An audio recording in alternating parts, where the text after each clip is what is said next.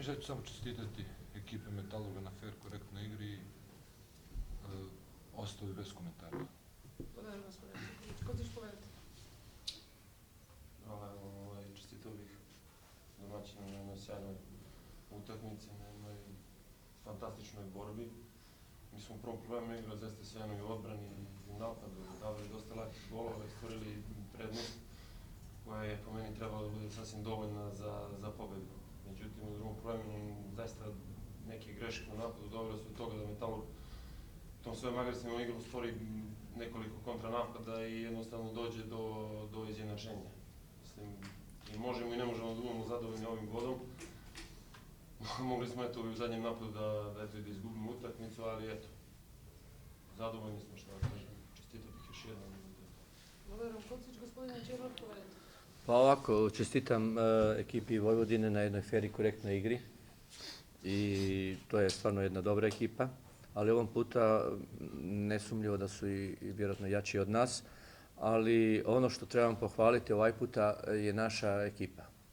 Moram stvarno pohvaliti te igrače i mlade koji su pokazali, kako se kaže, samodoverbu, borbu bez kraja i tako da su, mislim, bilo jednu času 7-8 razlike preokrenuli i jednom hrabrom igrom, borbenom igrom, sa jačim samopouzdanjem i što reče Kocić i sa agresivnošću su došli do laganih golova.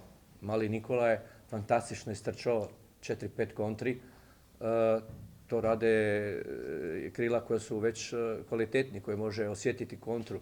Tako da bih zaista pohvalio sve igrače na borbenoj igri. U prvom vremenu oni su nekako prepali se, jer Vojvodina zaista ima nekoliko vrlo iskusnih igrača i imali su prednost, sve u rukama. Međutim, ono što je bitno i što je važnije od rezultata, ja bih rekao je važnije od rezultata, je borba naših mladih igrača i u Grinec svi su ko jedan borili se i to je zapravo samo jedan put kako to treba ići. Biće, da se ne zavaravamo, bit će i puno i poraza, bit će i pobjeda, ali ohrabruje takva borba i želja za pobjedom od naših igrača. Prema tome, još jednom čestitka našoj ekipi, naravno i gostima.